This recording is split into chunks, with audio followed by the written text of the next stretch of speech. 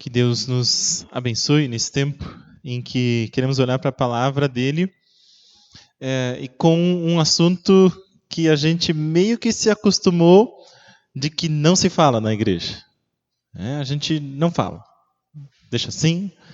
O pessoal tem usado mal esse meio, esse instrumento, o dinheiro, e então a gente não fala na igreja. E talvez essa não seja uma boa ideia, porque à luz do Evangelho, as coisas de novo entram nos eixos.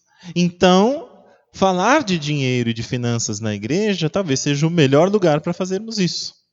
É por isso mesmo que nós, então, queremos entrar na nossa série Reavaliar para Recomeçar com o tema das finanças. Nós estamos em meio a essa série, Reavaliar para Recomeçar, e a ideia é nós olharmos para trás de forma a ver o que já está passando nesse ano, mas também olhando adiante, porque um novo ano vai começar e nós não queremos repetir simplesmente os mesmos erros e queremos sim avançar em muitos assuntos. Por isso essa série tem muitos assuntos. E esse de finanças é um dos meios que nós podemos certamente utilizar para que o nosso ano seja ainda mais promissor. Começar o ano, então, de uma forma ainda mais promissora. Nós já falamos aqui sobre a espiritualidade pessoal e nós apontamos, então, de novo para a centralidade da oração, de maneira a também nos aprofundarmos na palavra e na vida de oração, de adoração. Para quem esteve no domingo passado, lembra que nós falamos sobre estar 24 horas do dia com Deus, de nós dedicarmos 30 minutos por dia exclusivos com Deus, porque aquela história de que eu estou o tempo todo orando não resolve, né? Se nós estamos só o tempo todo, então também não está tempo nenhum. E nós temos também esse tempo exclusivo com Deus. E um dia por semana em que nós estamos, pelo menos, na família de Deus. A família de Deus são aqueles irmãos que Deus vai colocando ao nosso redor, para que nós ajudemos e abençoemos essas vidas e para que também possamos ser ajudados, auxiliados na nossa caminhada de fé. E hoje, então, nós falamos de finanças. Por isso mesmo, tira a lentilha da carteira, porque a gente vai falar sério sobre dinheiro aqui hoje. A lentilha aquelazinha que já está podrezinha, né? Se colocou lá na virada de 2018 para 2019... pode tirar. Tem gente que botou bastante, né? Lentilha para ver se resolve de uma vez a pindaíba, mas nós queremos sim falar sério sobre dinheiro hoje. Quais foram as promessas de ano novo a respeito de dinheiro? Lá no fim, naqueles últimos minutos de 2018, o que você prometeu ali que ia fazer de diferente?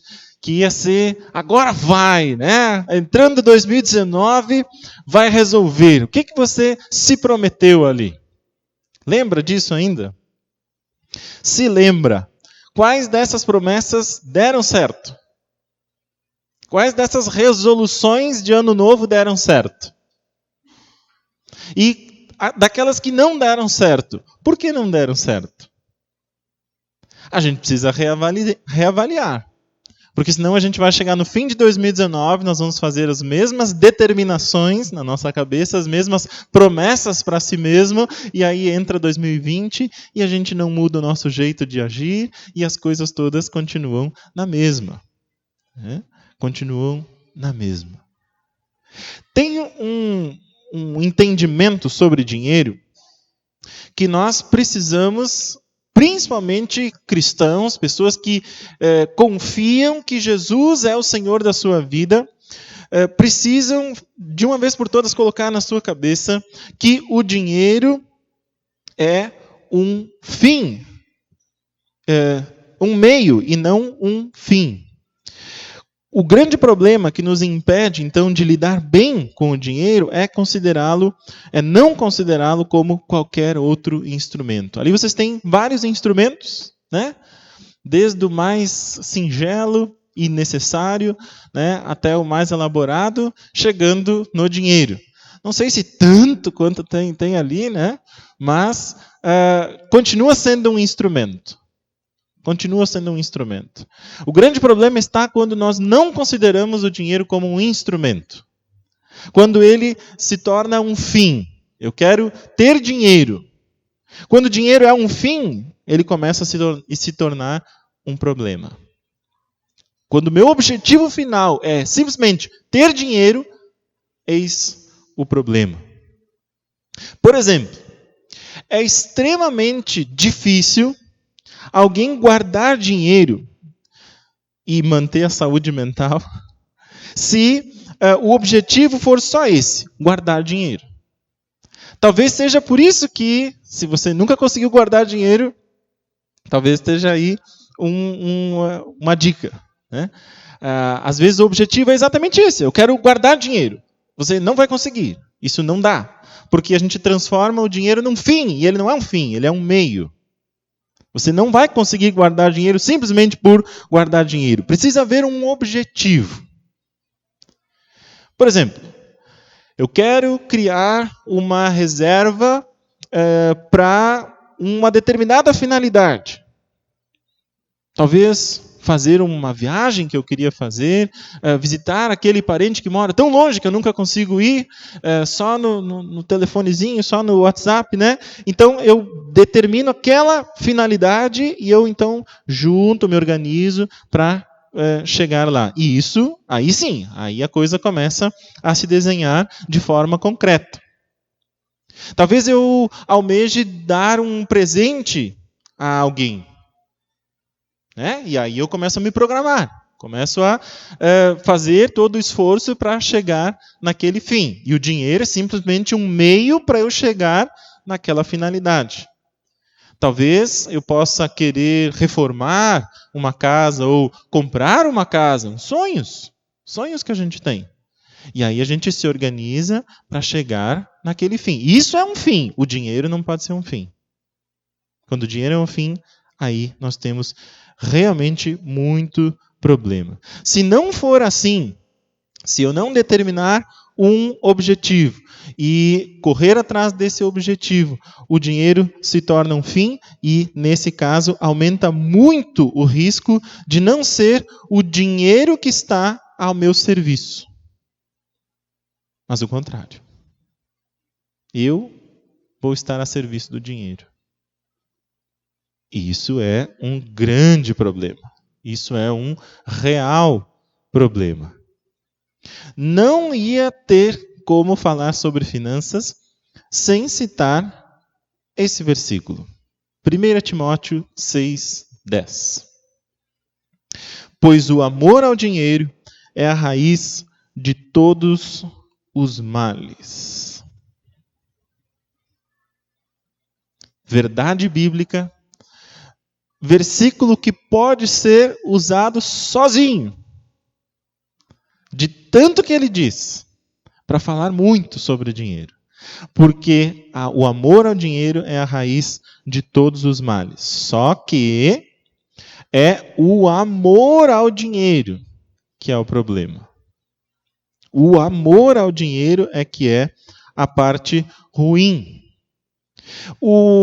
Esse versículo, ele não pode ser uma desculpa para eu não cuidar bem das coisas que estão me confiadas. Eu não posso dizer assim, não, na Bíblia está escrito que não é para a gente dar bola para dinheiro, então eu trato de qualquer jeito. Não é isso que o versículo está dizendo. Ele está dizendo que o amor ao dinheiro se a gente colocar dentro do que a gente acabou de trabalhar antes, né? O amor ao dinheiro seria colocar o dinheiro como um fim, e não como um meio, não como um instrumento para eu chegar aí sim, fins, em objetivos, em sonhos, planos. O amor ao dinheiro é que é o problema. Cuidar bem daquilo que está sob minha responsabilidade é exatamente uma das maneiras de deixar que esse instrumento não me domine. Porque sou eu que estou no comando. Sou eu que estou cuidando. Se a gente não toma conta, se a gente não pensa bem sobre aquilo que o dinheiro representa na nossa vida, ele pode muito bem estar nos rondando, né? Vou colocar características de pessoa agora no dinheiro. Ele pode muito bem estar nos rondando para tomar o controle da nossa vida de assalto. E aí, de novo, nós estamos correndo atrás da máquina. Nós estamos fazendo o papel de servo. E o dinheiro, então, está no comando. É exatamente por causa desse versículo, da interpretação correta desse versículo, que nós chegamos na seguinte afirmação. Ser cristão não significa que nós devemos ignorar o dinheiro. Os cristãos, e é justamente os cristãos, por causa da orientação da palavra, é que vão estar entre aqueles que melhor lidam com dinheiro.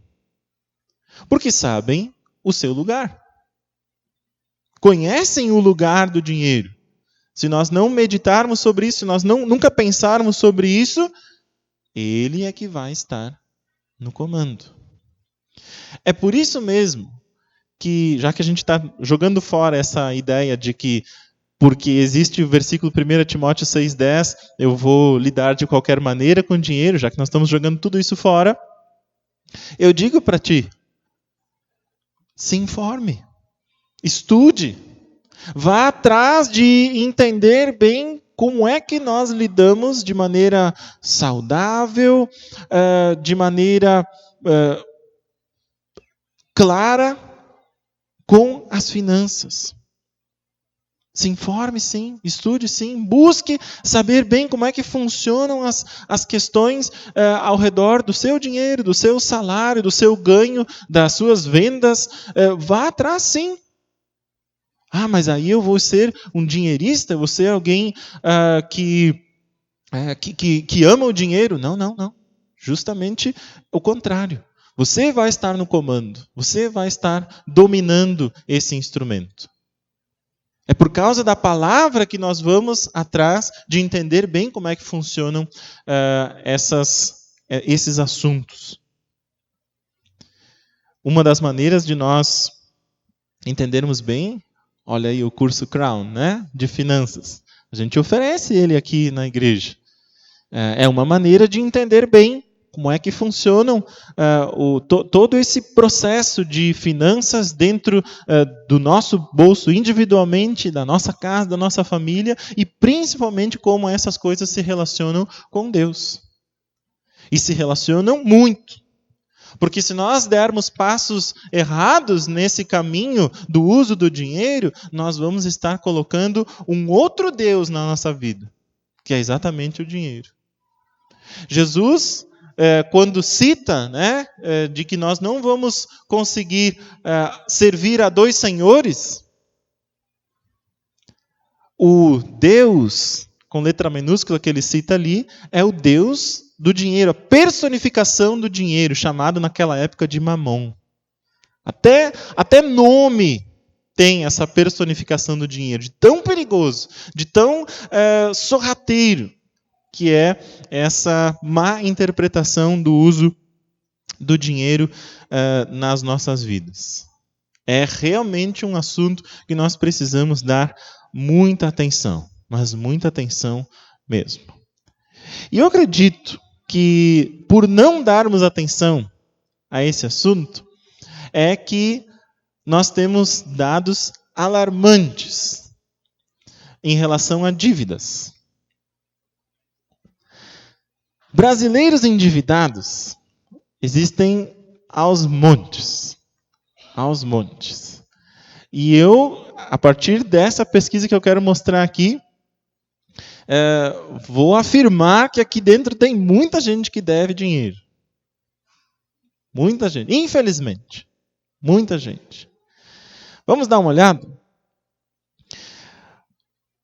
Esse levantamento, não é nenhuma pesquisa, é um levantamento da Folha de São Paulo, desse ano, indica esse número alto, 73% de brasileiros, de pessoas no nosso país que têm dívidas. É muita gente. 7 em cada 10.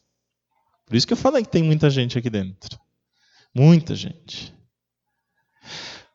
Sabe uma coisa que não ajuda a gente a pensar sobre dívida? É evitar de se dar conta que nós temos dívidas. Aí você pode pensar, não, eu não tenho dívida. Eu não estou devendo, não estou com conta atrasada nenhuma.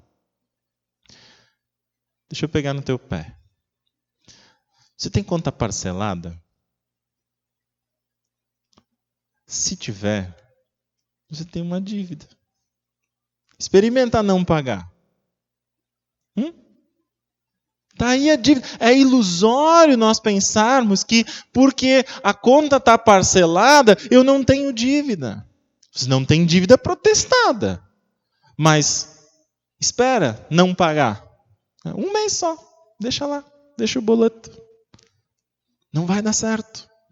Isso não nos ajuda a pensar. Parcelamento é dívida, sim.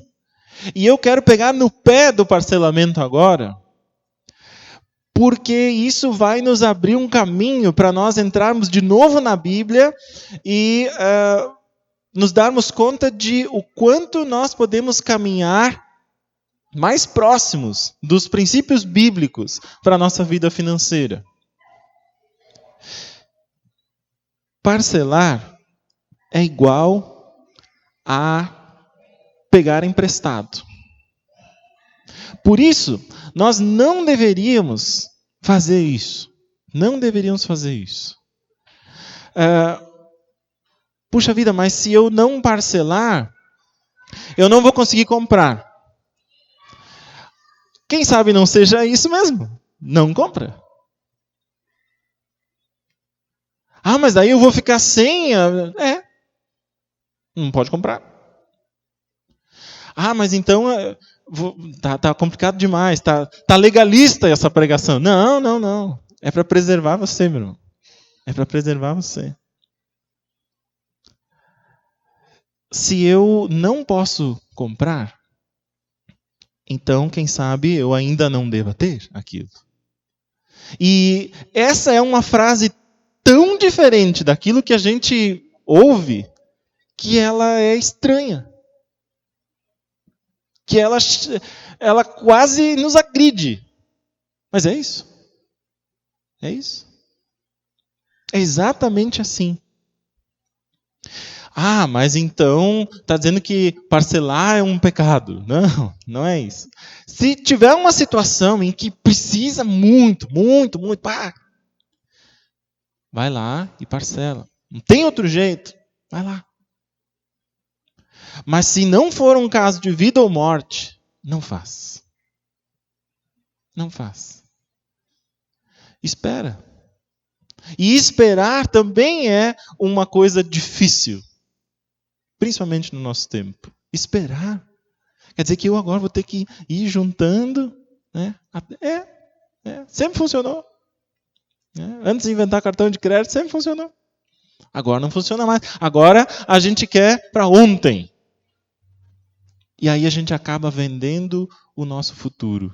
E vender o nosso futuro causa uma agonia no nosso coração. Imensurável. E nós vivemos estressados. Quer me ver estressado em casa? A Ana sabe, quando eu estou lá sapateando para lá e para cá, é quando, por um ou outro motivo, a gente teve que parcelar alguma coisa e depois outra, e aí... A gente vender o nosso futuro faz com que o nosso coração fique desgastado, fique agoniado. A gente não precisa se forçar a passar por isso.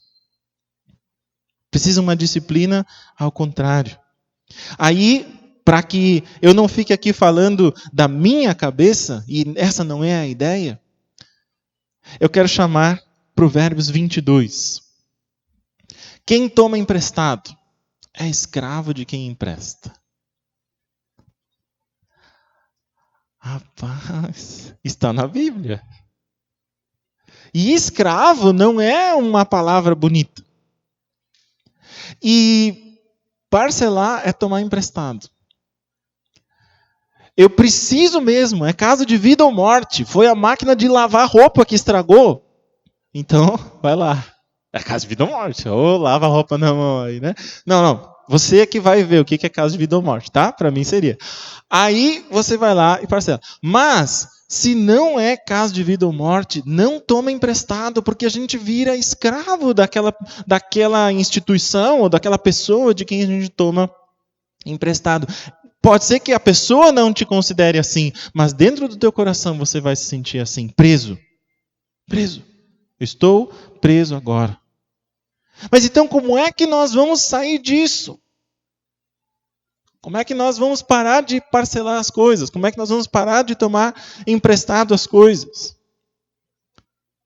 Bom, uma das maneiras é procurando otimizar os ganhos.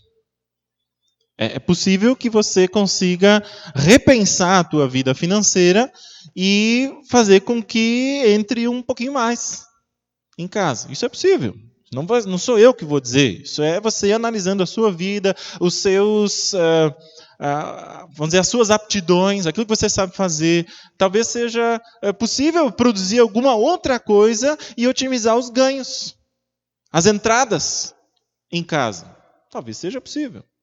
É uma das formas. A outra forma, muito mais possível, cada um de nós consegue fazer. O problema é querer fazer isso, é gastar menos. Viver com menos do que se ganha. Eis um grande desafio. Outra coisa absurda de se falar. Eu estou hoje com os absurdos. Viver com menos do que se ganha? Não. Eu vou viver no limite do que eu ganho. Ah, é? Aí dá qualquer coisa errada, cartão de crédito. Carnê da Quero. Desculpe se tem alguém que trabalha na Quero aqui, né? Não quero nem fazer merchandising, nem também tirar piada da loja. Mas não dá. Nós precisamos... Tem pessoas do meio de finanças pessoais que vão dizer assim, viva um degrau abaixo daquilo que você recebe. Eu ganho X, então eu vou fazer de conta na minha cabeça que eu ganho X menos tanto. E aí eu vivo com aquilo. São exercícios que a gente faz para justamente não entrar naquilo que eu falei antes, né, dos perigos de nós fazermos com que o dinheiro se torne o controlador das nossas vidas. E aí você deve estar pensando, ou pode estar pensando, tá bom, quando eu ganhar um pouquinho mais, eu vou começar a colocar essas coisas em prática. Quando eu ganhar um pouquinho mais? Sério mesmo? Você nunca ganhou menos do que está recebendo agora?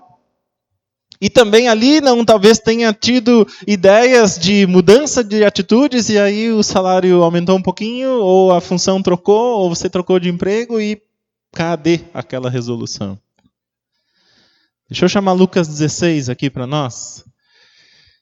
E a gente começa a ficar meio incomodado. Jesus disse quem é fiel no pouco, também é fiel no muito. E quem é desonesto no pouco, também é desonesto no muito.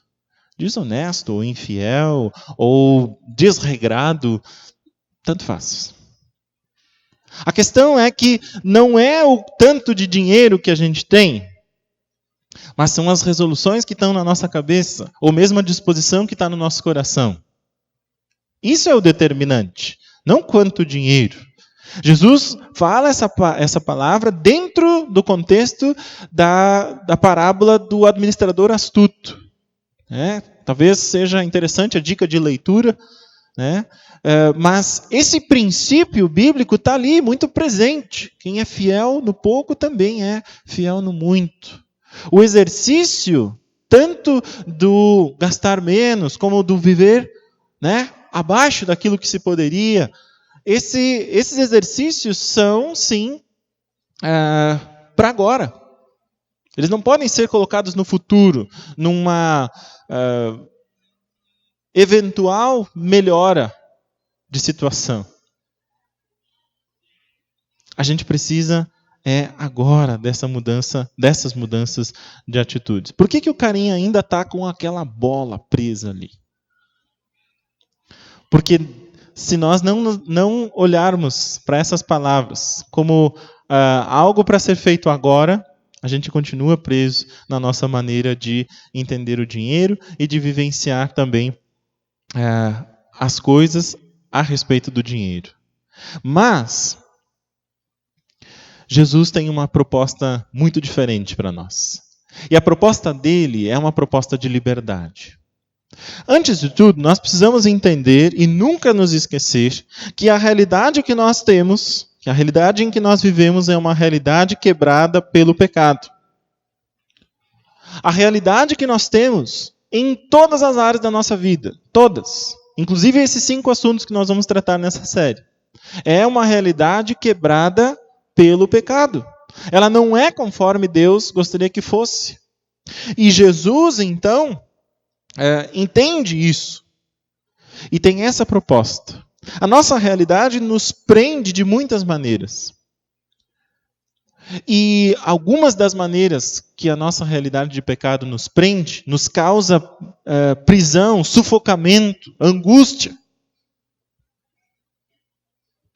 é por tornar o dinheiro algo tão importante na nossa vida que nós passamos a amar o dinheiro. Ou o descaso com o dinheiro. Também é uma prisão. Também é uma prisão. E Jesus quer exatamente nos livrar disso. O pecado gera desequilíbrio, inclusive nas nossas contas. O pecado gera todo tipo de desequilíbrio. Para qualquer lado, inclusive. Para o lado que entende o dinheiro como o meu Deus, e para o lado que eu não dou bola nenhuma, não quero me envolver, acabo lidando muito mal e acabo fazendo pessoas ao meu redor sofrerem, porque eu não me anteno daquilo que o dinheiro precisa significar, porque é um instrumento que está aí à nossa disposição. E nós temos falado a respeito de também muitos assuntos, apresentando Jesus como aquele que traz o início do reequilíbrio da nossa vida. É na cruz de Jesus que começa toda e qualquer restauração, inclusive das nossas finanças. Eu vou crer em Jesus e daí eu vou ter dinheiro sobrando. Não foi isso que eu disse. Não foi isso que eu disse. Eu disse que na cruz de Jesus nós temos o início do reequilíbrio de tudo na nossa vida, inclusive das nossas finanças. Ou seja, as coisas vão para os seus lugares. O dinheiro se resume ao lugar de instrumento que ele tem. Os nossos planos vão começando a se encaixar dentro dos planos de Deus. E quando nós fazemos isso, quando nós permitimos que os planos de Deus sejam os nossos planos, as coisas começam a caminhar. E quando nós fazemos isso, essa liberdade possibilita em nós a generosidade.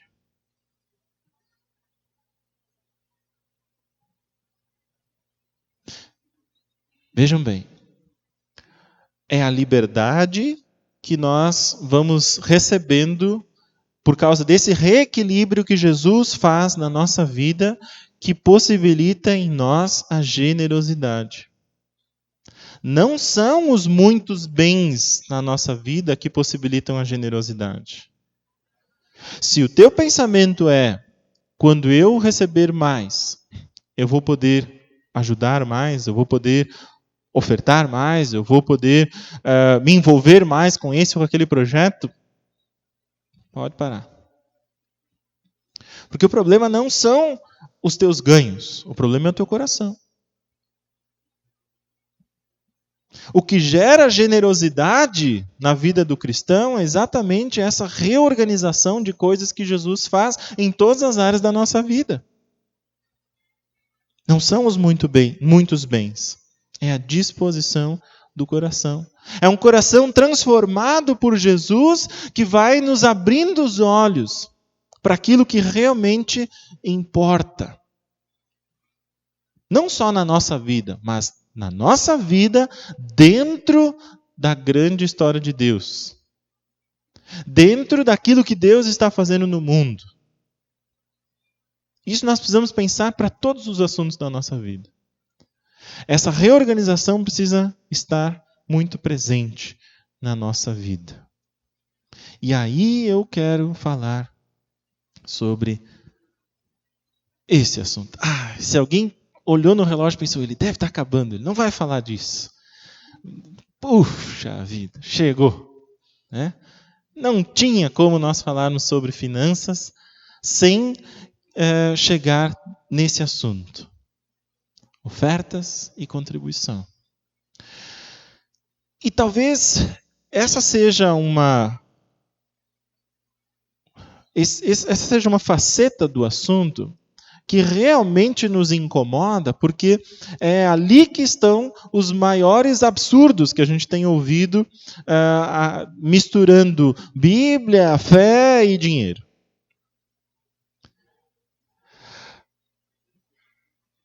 A gente precisa entender que existe uma diferença grande entre oferta e contribuição.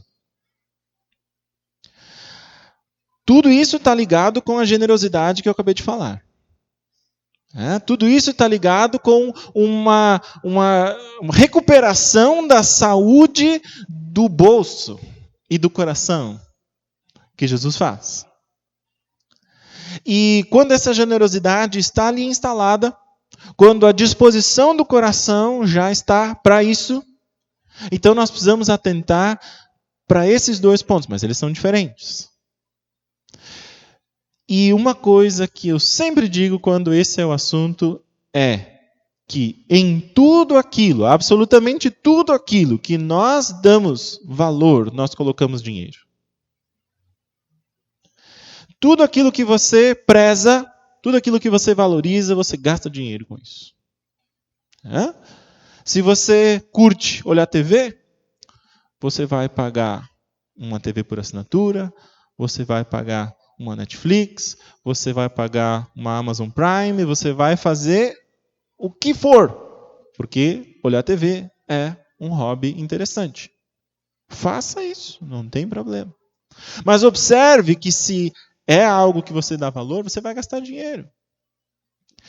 E se Jesus tem transformado o teu coração, e é só nesse caso que você deve escutar com todas as forças, isso que eu vou falar sobre oferta e contribuição, se Jesus tem tocado no teu coração, tem transformado a tua vida, e você tem percebido a real necessidade de que o Evangelho chegue nas pessoas e transforme vidas, e nós nos organizemos como cristãos para que as cidades sejam transformadas, que as realidades sejam transformadas, e a igreja tem papel nisso, você vai colocar dinheiro ali. E valendo. Não porque a gente vai ganhar em troca, porque você vai ofertar e aí Deus vai te dar 10 vezes mais, 20 vezes mais. Que papo furado. Eu até me canso com esse papo. Mas Deus, eu fui tão fiel na minha oferta e Deus não me abençoou. Mas, meu querido, onde é que você leu isso? Quem é que te falou isso? Não é assim. Oferta é presente. Oferta é algo que nós damos por causa da sensibilização do coração, da identificação do projeto, por entender que nós podemos sim fazer parte de coisas, às vezes distante de nós, ou às vezes distante da nossa capacidade. Por exemplo, antes a gente falou sobre o projeto Criança Feliz. Eu queria ajudar no projeto Criança Feliz, mas eu nem sei lidar com criança, então eu não posso ir lá de tarde, porque eu vou assustar as crianças, eu não vou ajudar lá a tia Elisete. Então você oferta. E você participa do projeto. A oferta de hoje foi para a manutenção dos trabalhos que nós temos aqui no Encontro de Vida, o chamado Fundo de Missão. Nós queremos fazer missão para dentro da nossa cidade. Eu me identifico com isso, eu vejo a importância desse trabalho, eu quero também ali participar. Talvez eu não saiba me envolver numa das tarefas, das tantas tarefas que nós temos no Encontro de Vida, que são várias. Então eu vou ofertar. Ou eu me sensibilizo com alguém que vem e me diz, olha, eu tenho um trabalho assim, eu tenho pregado para que pessoas conheçam a Jesus. Como ontem à noite no Encontrar um Jovem Gaúcho, né? O rapaz disse, eu estou indo para a Arábia Saudita. Caramba, lá nem pode ser cristão.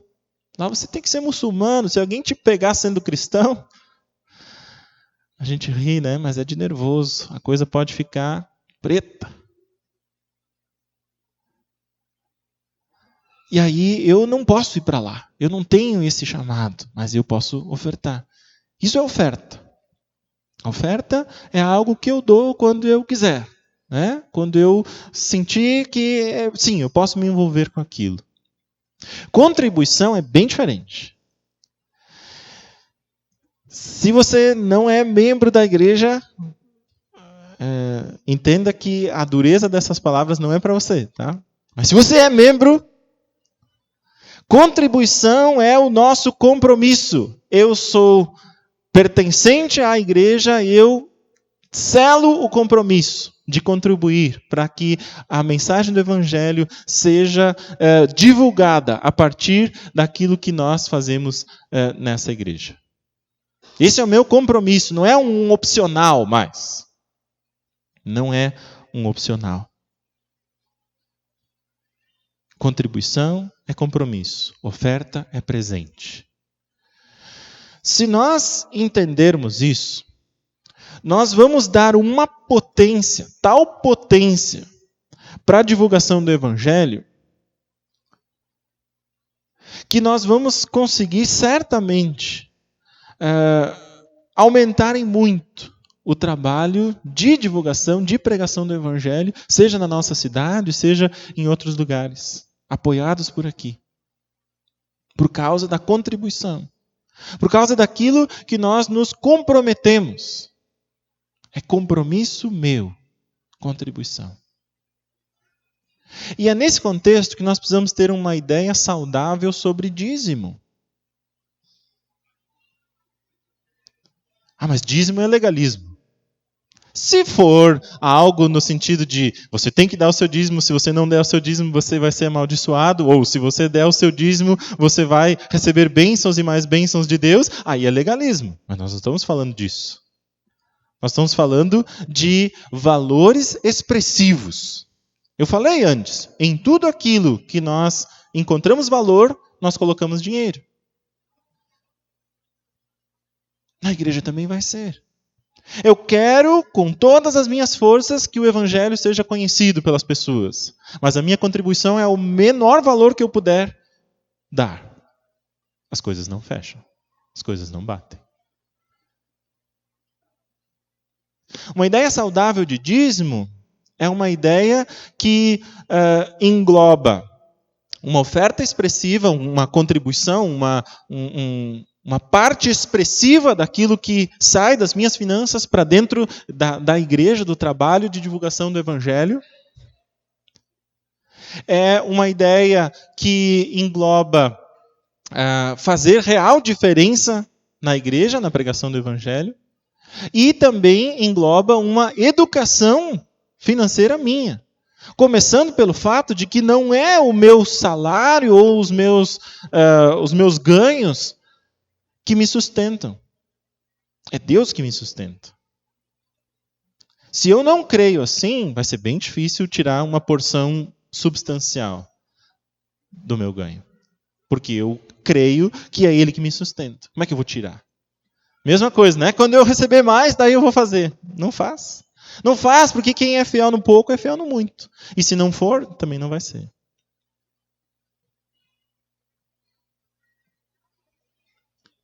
Eu vou dar meu dízimo para ser abençoado. Não. Você vai dar o seu dízimo e vai fazer falta.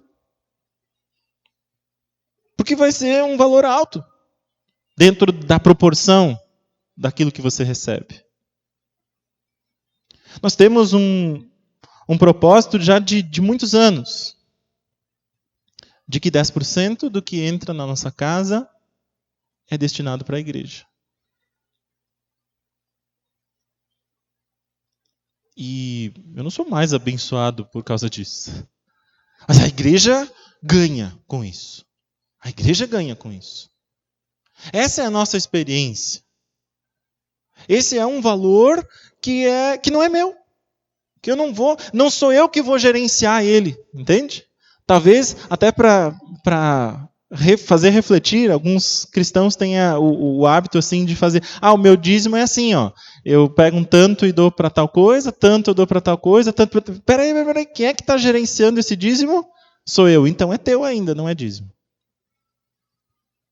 O dízimo não é teu. Se você quer entrar nessa, coloca isso na cabeça, entra de cabeça. Não é teu. É um dinheiro que a igreja vai ver o que ela vai fazer. A igreja somos nós. A igreja são as pessoas. Não é a instituição. É o reino de Deus crescendo, avançando para dentro de um mundo sem Deus. Por isso que, pensando em oferta, contribuição, dízimo, e se alguém quiser continuar conversando sobre isso, por favor, a gente está aí à disposição. Eu quero ler ainda com vocês, para terminar, 2 Coríntios 9, 7. Cada um dê conforme determinou em seu coração, não com pesar, ou por obrigação, pois Deus ama quem dá com alegria. Está em 2 Coríntios 9, 7. E é o parâmetro no qual a gente se baseia para lidar com os nossos bens, com as nossas finanças, e com a maneira como nós podemos participar também da obra de Deus, com os nossos ganhos. Cada um dê conforme determinou em seu coração. Deus não está te obrigando.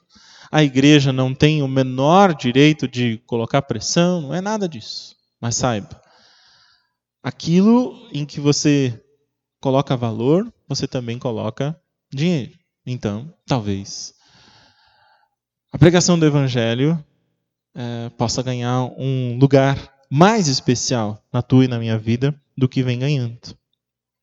Nós estamos aqui para reavaliar, para ver como foi esse ano. E o desejo é que o próximo ano seja um tempo de confiar mais no sustento de Deus. O tempo a partir de agora seja um tempo de confiar mais no sustento de Deus e menos na nossa situação bancária ou na nossa carteira. Menos. É Deus. Nós falamos sobre dinheiro como meio, dinheiro como instrumento. Nós falamos sobre Jesus que nos liberta de tudo. E nós falamos sobre generosidade. Que esses 3 pontos possam ir sendo refletidos durante a semana, ao sair daqui, nas conversas que vamos ter ainda. E que Deus nos abençoe nesse desafio de lidar bem com aquilo que está à nossa disposição. Que Deus nos abençoe.